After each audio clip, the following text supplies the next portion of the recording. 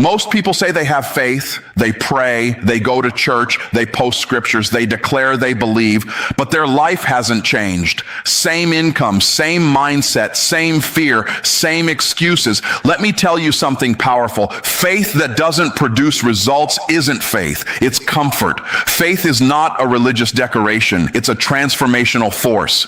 It moves you from where you are to where God said you could be. If your faith isn't stretching you, confronting you, correcting you, and elevating you, you're not walking by faith, you're hiding behind it. Real faith changes your decisions. Real faith changes your identity. Real faith changes your standards. If nothing in your life is shifting, it's not because God isn't moving. It's because you're not applying what you say you believe. Today, we're going to expose the difference between saying you have faith and actually using it. Let's start here because this is where most people miss it. Faith is not a vibe. It's not goosebumps during worship. It's not a motivational quote you post on Monday morning. It's not even how confident you sound when you say, I believe. Faith is a verb.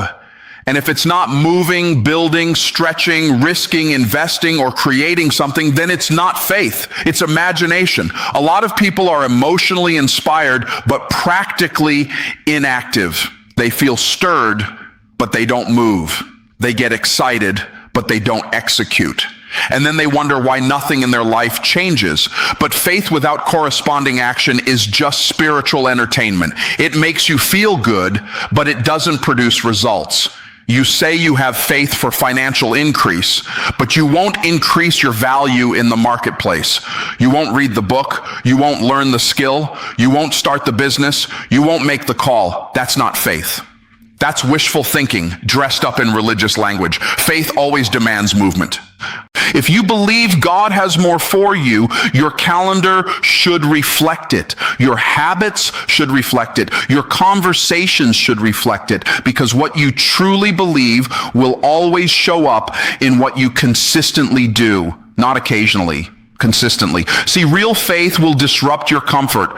It will challenge your routines. It will push you into rooms where you feel unqualified. It will require you to speak before you feel ready. It will require you to invest before you see evidence. That's what makes it faith. Most people are waiting for clarity before they move, but faith moves before clarity. Most people are waiting for confirmation before they commit, but faith commits based on conviction, not convenience. You don't wait until the path is guaranteed. You step because you believe the promise is greater than the risk. And here's what's powerful. When you move, things begin to align. Opportunities appear, connections show up, ideas download, but they don't show up while you're sitting still. They show up when you step. Movement activates momentum. Some of you have been praying for doors to open, but you haven't even walked down the hallway. You've been asking for overflow, but you're still holding tightly to scarcity habits. You've been declaring increase, but your actions are screaming fear. Faith and fear cannot drive at the same time. One is always in the passenger seat. If you say you believe you're called to lead, then lead something, even if it's small. If you believe you're meant to build wealth, start building something, even if it's uncomfortable. If you believe you're supposed to speak, then speak, even if your voice shakes. Faith is not about having zero doubt. It's about refusing to let doubt stop your obedience. And let's be clear, faith is not reckless. It's not blind. It's aligned. It's when your actions line up with your belief system so strongly that staying still becomes more uncomfortable than moving forward. That's when transformation happens. Because here's the truth. You don't become confident before you act. You become confident because you acted. Confidence is the reward of courage, and courage is the evidence of faith. Too many people want the reward of faith without the responsibility of action. They want the harvest without planting. They want the promotion without preparation. They want the breakthrough without the build. But faith plants seeds. It wakes up early when you don't feel like it. It studies when others scroll. It invests when others consume. It builds when others complain. Faith shows up daily, even when results are invisible, and that's where most people quit, in the invisible stage. They move once or twice, don't see immediate results, and assume it didn't work. But faith isn't microwave, it's agriculture. You plant, you water, you protect, and in due season, it produces. But it only produces if you stay in motion. The difference between people who talk about faith and people who live by faith is simple. One group moves, the other group explains. One group acts, the other group analyzes. One group builds evidence through action, the other builds excuses through delay. And your life will always follow the group you choose to be in. If your faith is real, it will cost you something. Time, comfort, pride, security. But what it produces will always be greater than what it requires. So stop measuring your faith by how strongly you feel. Measure it by how boldly you move, because faith that doesn't move your feet will never move your future. Faith is not what you say you believe. Faith is what you are willing to do because you believe it. Let's go deeper, because this is where it gets uncomfortable. Your results reveal your real beliefs, not your affirmations, not your declarations, not what you post, not what you shout when the music is playing. Your results. The life you are currently living is a mirror, and that mirror is reflecting back to you what you truly believe at a core level. If you say you believe you are valuable, why are you underpricing yourself? If you say you believe you're called to lead, why are you shrinking in rooms that need your voice? If you say you believe God wants abundance for you, why are you still making decisions rooted in scarcity? You don't get what you say you believe. You get what you actually believe, because belief is not proven in words. It's proven in patterns. Your bank account reflects your money beliefs. Your relationships reflect your self-worth beliefs. Your health reflects your discipline beliefs. Your business reflects your value beliefs. You can declare confidence all day long, but if you avoid opportunities because you're afraid of rejection, your behavior just exposed your real belief. Somewhere deep down, you don't believe you're enough. And that's not condemnation, that's clarity. See, most people want to change their outcomes without changing their identity. They want different results while holding on to the same internal story. But the external world will always submit to the internal world. Your life will never consistently outperform your belief system.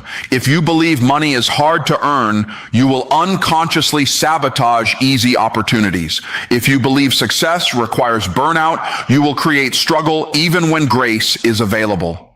If you believe wealthy people are greedy, you will push wealth away the moment it gets close. Why? Because we protect what aligns with our beliefs and reject what threatens them. That's why two people can hear the same opportunity and respond completely differently. One sees possibility, the other sees risk.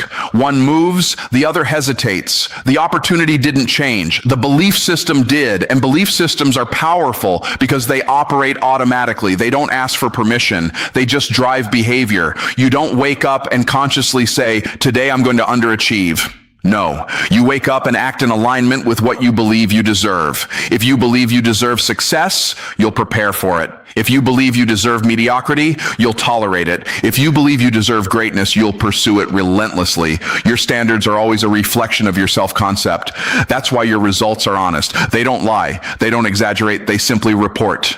And here's the powerful part. If you don't like what you see, you don't have to attack the result. You have to examine the belief. Results are fruit. Beliefs are roots. You can tape apples onto a dead tree all day long, but that doesn't make it healthy. You can temporarily fake confidence.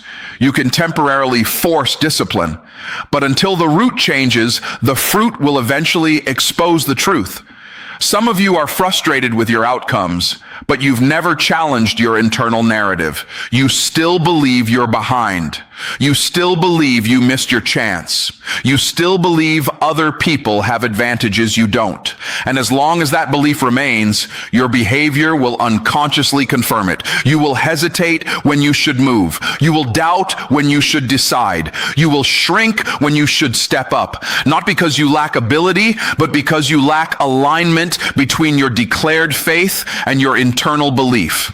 Real faith rewrites identity. It says, I am who God says I am, and then it builds habits that reflect that truth. It doesn't just confess abundance. It creates value. It doesn't just pray for influence. It develops character. It doesn't just desire increase, it becomes the person who can handle it. That's when results begin to shift. When your belief about yourself changes, your posture changes. When your posture changes, your decisions change. When your decisions change, your outcomes change. It's not magic, it's alignment. And alignment is powerful because once your belief system supports your vision, progress becomes natural. Discipline becomes easier. Opportunities become visible. You stop fighting yourself. Many people are not battling the economy, they're battling their own internal ceiling. They're not limited by opportunity, they're limited by identity. If you believe you're capable, you'll attempt things others won't. If you believe you're favored, you'll step into rooms others avoid. If you believe you're equipped, you'll build when others hesitate. Your life rises or falls to the level of what you believe you're worthy of. So instead of asking, why isn't my life changing? Ask a better question. What do my results say I actually believe? Because when you have the courage to confront that answer, you gain the power to transform it. Change the belief, and the behavior will follow. Change the behavior, and the results will follow. Your life will always reveal your true belief system. Now let's take it even deeper, because this is where transformation really happens. Faith requires an identity shift. Most people are trying to experience a new life while holding on to an old identity. They want new income, but they still see themselves as broke. They want influence, but they still see themselves as insignificant. They want impact, but they still see themselves as unqualified. And as long as you see yourself through yesterday's lens, you will keep recreating yesterday's results.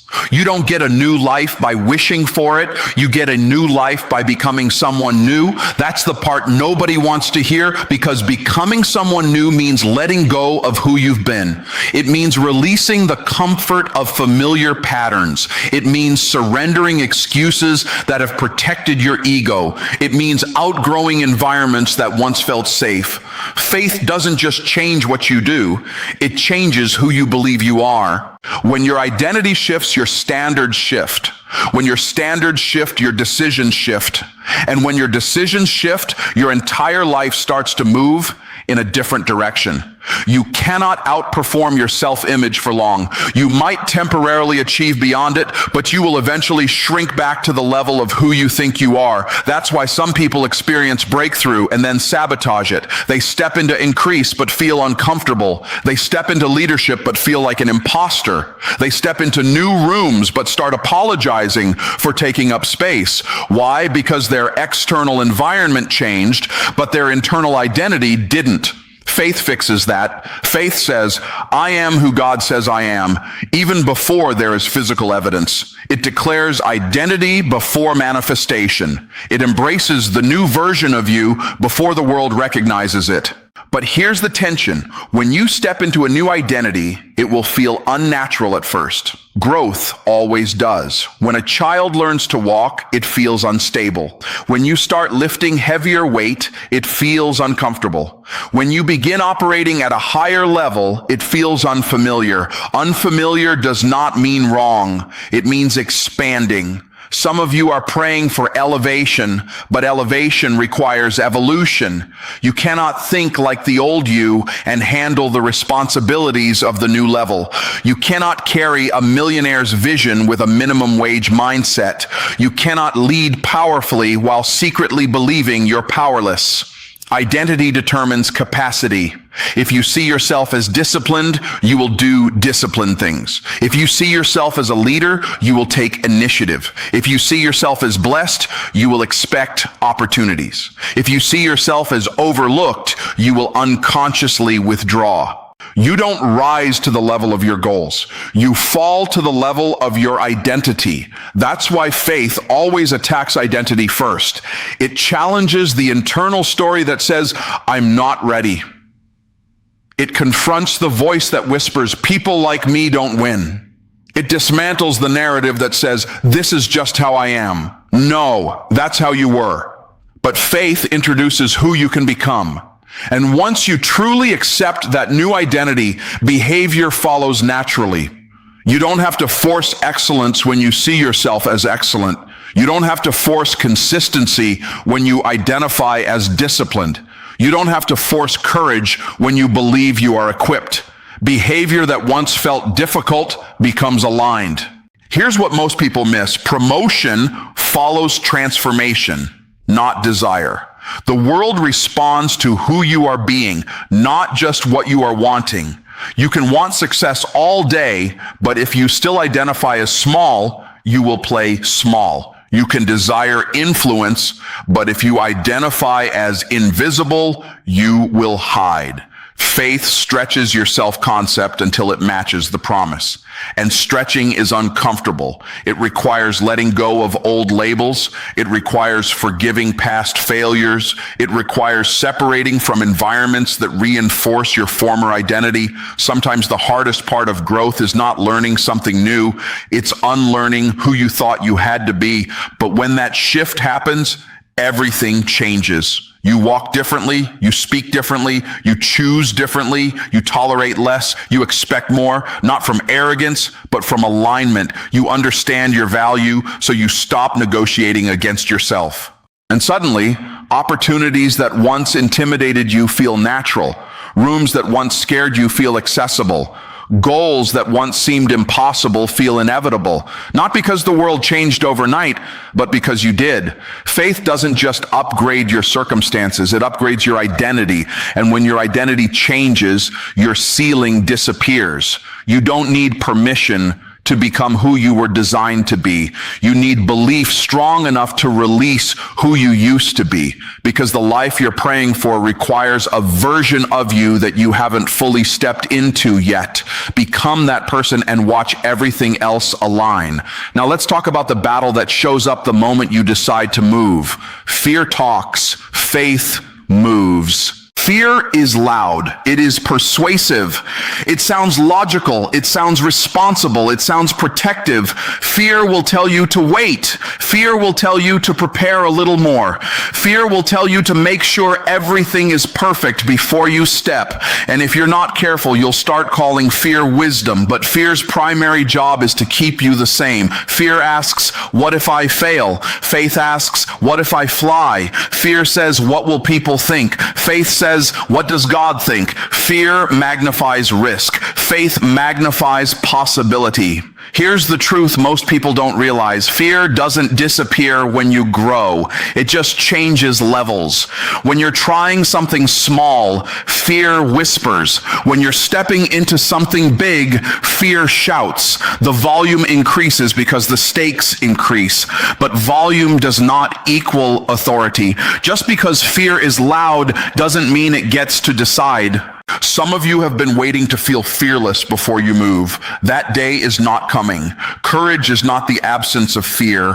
Courage is movement in the presence of it. Faith does not require you to have zero doubt. It requires you to refuse to let doubt dictate your direction. You will feel uncertain. You will feel stretched. You will feel exposed. But faith steps anyway. The difference between people who grow and people who stay stuck is not talent. It's not resources. It's not connections. It's response. When fear shows up, one group negotiates with it. The other group moves through it. And understand this, fear is imaginative. It creates scenarios that haven't happened and treats them like guarantees.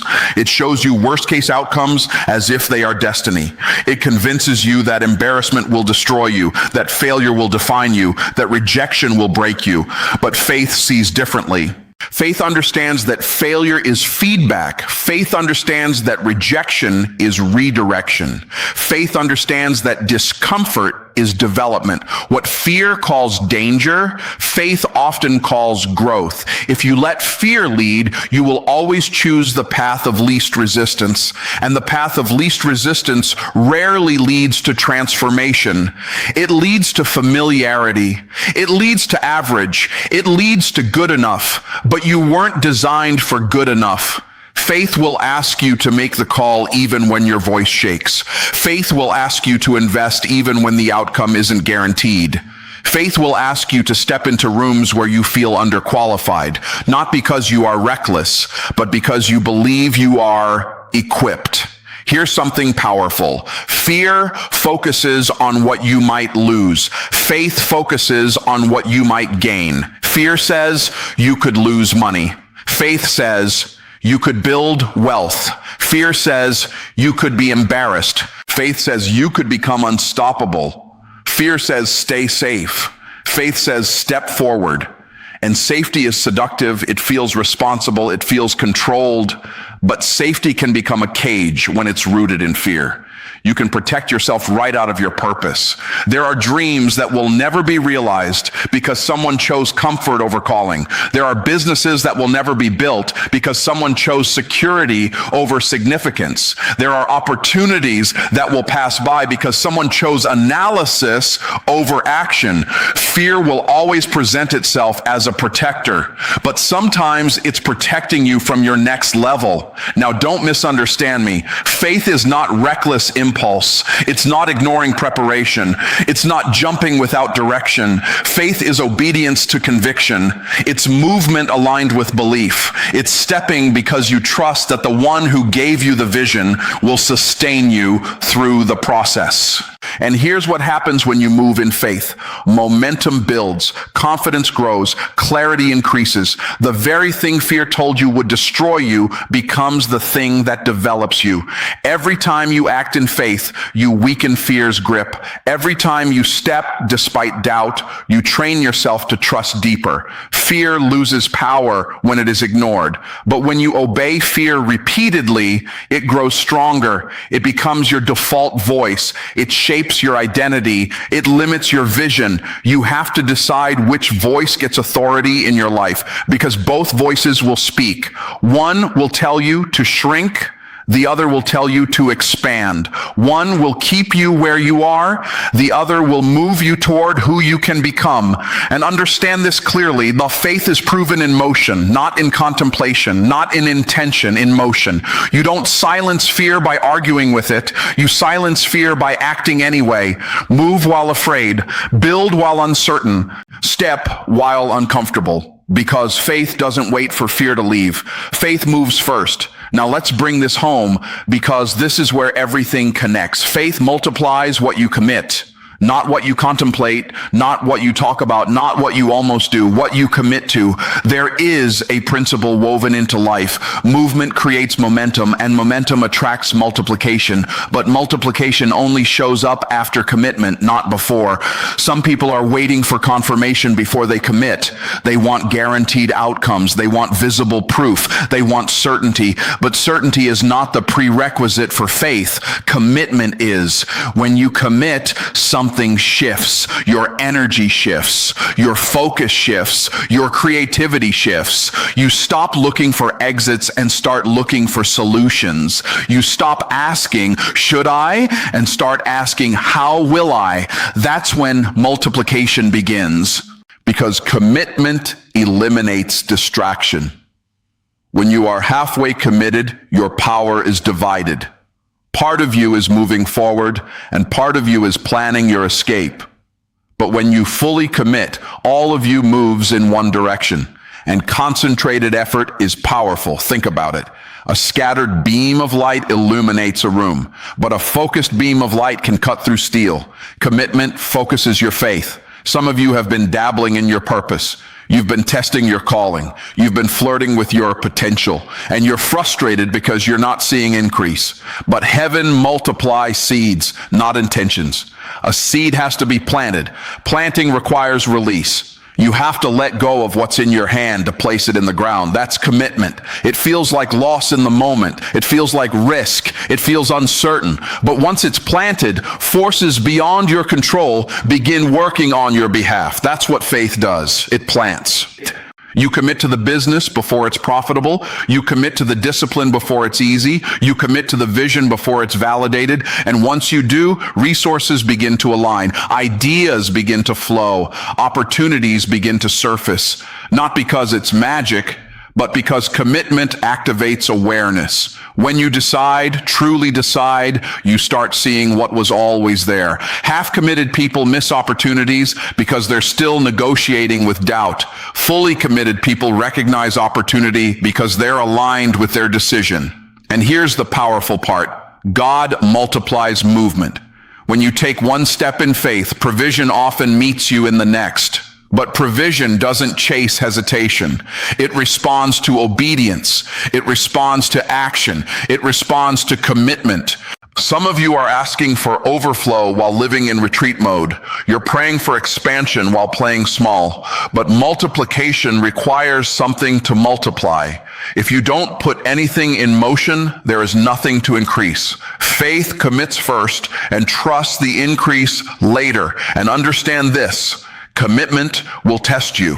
There will be moments when results are slow. There will be seasons when progress feels invisible. There will be days when quitting looks attractive. That's when your commitment proves whether your faith is real. Anyone can start. Few decide to stay. Multiplication doesn't usually happen at the beginning. It happens after consistency. It happens after endurance. It happens after you've shown that you're not just interested, you're invested. Interest talks, investment commits. When you invest your time, your focus, your energy, your resources into something aligned with your faith, growth becomes inevitable. It may not be immediate, but it will be undeniable. And here's what most people overlook. Commitment changes you before it changes your circumstances. When you commit to excellence, you become excellent. When you commit to discipline, you become disciplined. When you commit to growth, you become expansive. Multiplication starts internally before it becomes external. You don't wait to feel ready. You decide, and readiness grows into you. You don't wait for confidence. You commit, and confidence develops through action. The world responds differently to people who are committed. Opportunities trust them.